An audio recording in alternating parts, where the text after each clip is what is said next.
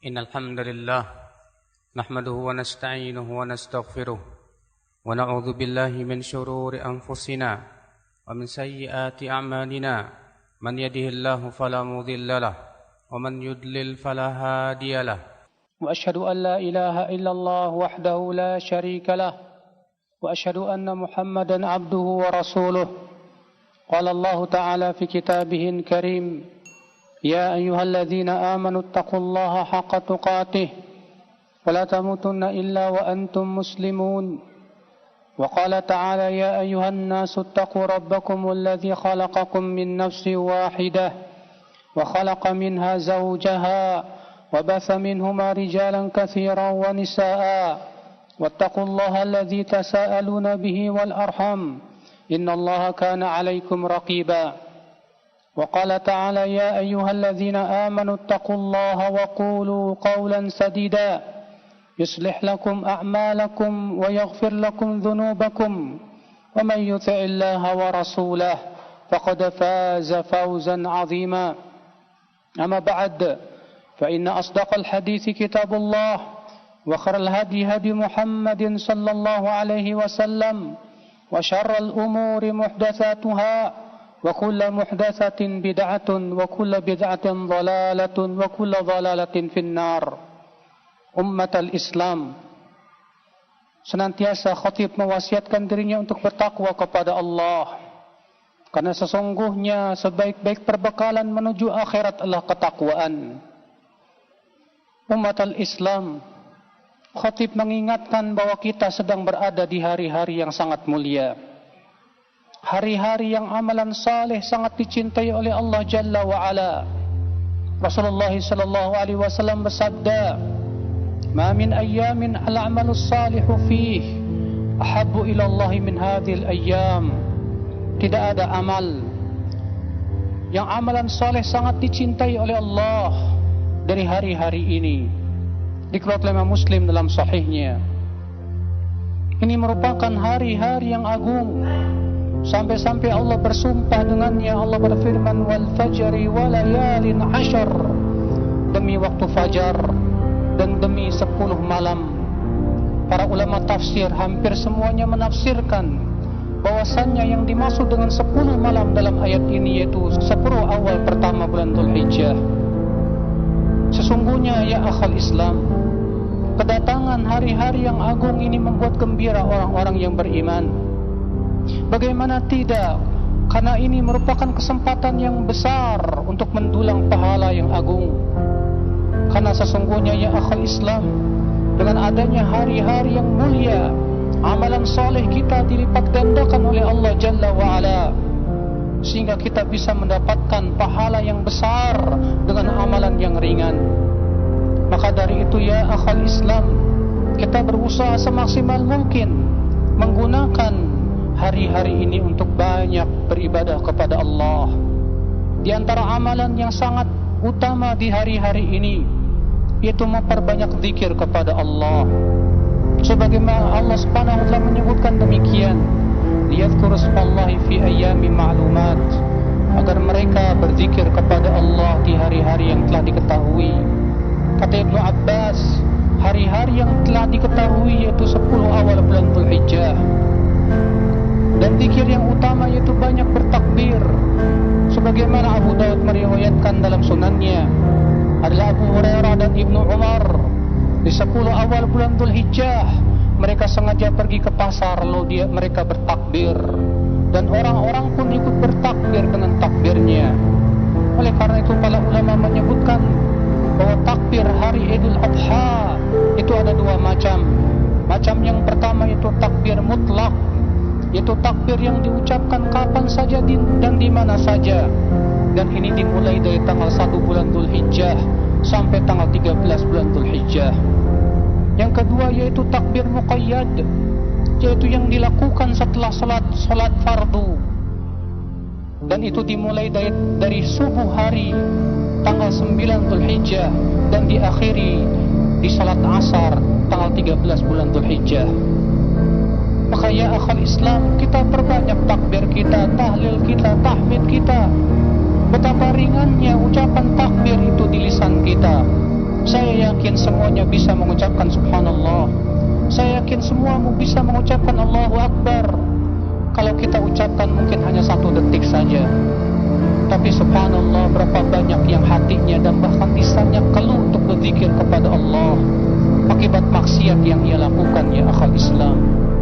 Maka hari ini kita perbanyak, di hari-hari ini kita berusaha lisan kita basah berzikir kepada Allah.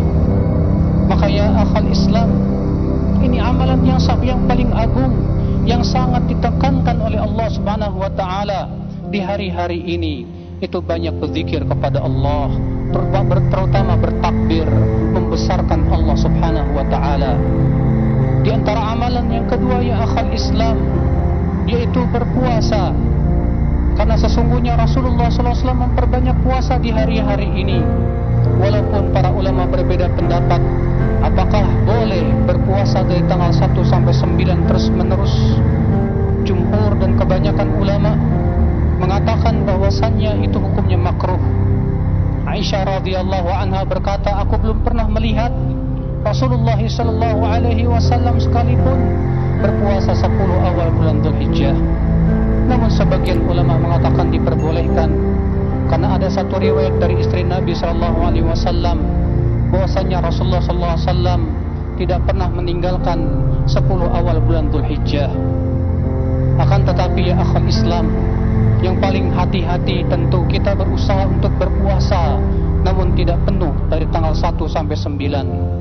Karena kalau Rasulullah lakukan, tentu Aisyah istrinya pasti mengetahuinya, karena beliau adalah istri yang paling dekat dengan Rasulullah sallallahu alaihi wasallam. Dan tentu Rasulullah menganjurkannya kepada Aisyah dan kepada umatnya. Akhal Islam, a'azani Allah wa iyyakum, di antara amalan yang agung yaitu menyembelih kurban. Sesungguhnya ia sembelihan yang disebut oleh Allah dalam Al-Quran sebagai sembelihan yang besar. Allah berfirman, wa fadainahu bidzibhin 'adzim, dan kami gantikan ia dengan sembelihan yang besar. Allah menyifati bahwasannya ia adalah sembelihan yang besar. Maka ya akhal Islam, sembelihan hewan kurban Allah menyifatinya sebagai sembelihan yang besar. Dan ketahuilah bahwasanya tujuan daripada hewan kurban itu bukan daging sama sekali. Tujuan daripada hewan kurban adalah sembelihannya, ibadah menyembelihnya.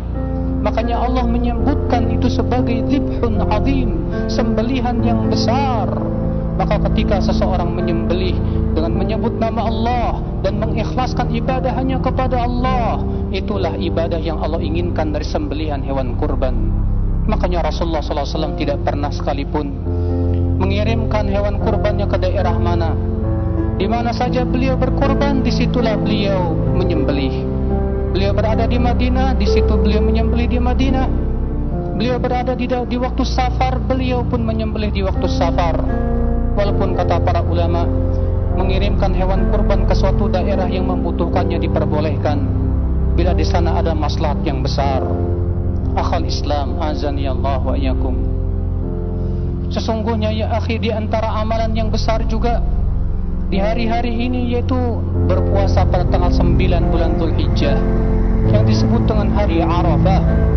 Rasulullah SAW mengatakan, "Shaumu yaumi Arafah tukaffiru sanatal madiyah wal qabilah." Berpuasa di hari Arafah, kata Rasulullah, itu bisa menghapuskan dosa 2 tahun, setahun sebelum ini dan setahun yang akan datang. Subhanallah. Bayangkan ya akhal Islam, dosa-dosa yang kita hendak lakukan di tahun depan yang kecil sudah diampuni oleh Allah dengan puasa Arafah ini. Maka kita berusaha ya akhi, jangan menyia-nyiakan kesempatan yang emas ini. Jadikan hari-hari ini betul-betul hari-hari yang penuh-penuh ibadah dan mendekatkan diri kepada Allah. Penuh kita bertaqarrub kepada Allah Jalla wa Ala.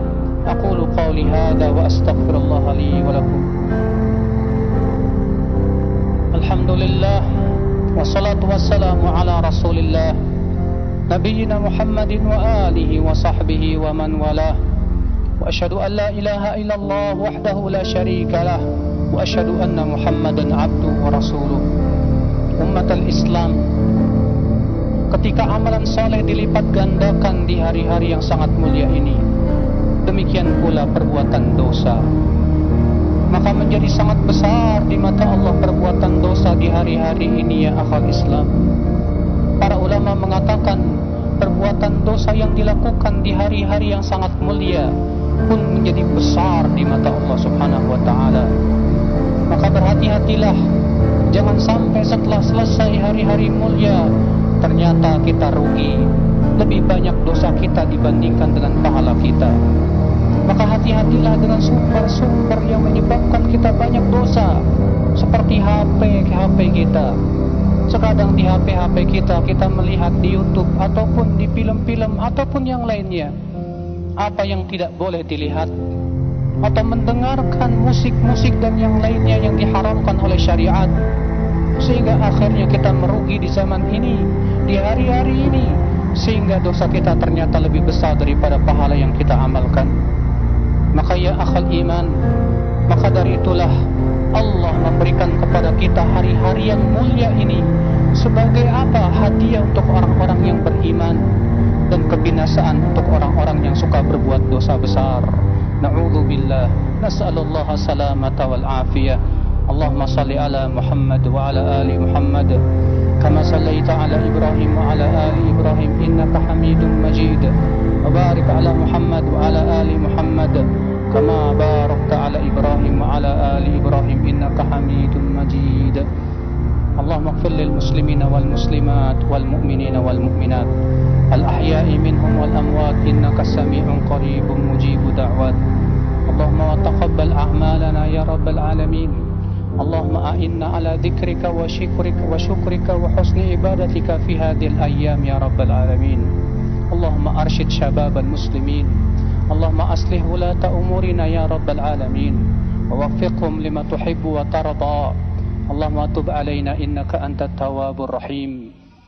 Ibadallah, innallaha ya'muru bil adli wal ihsan wa ita'i dzil qurba wa yanha 'anil fahsya'i wal munkari wal baghi ya'idzukum la'allakum tadhakkarun. Fadhkurullahal 'azim wa yadhkurkum washkuruhu 'ala ni'amihi yazidkum.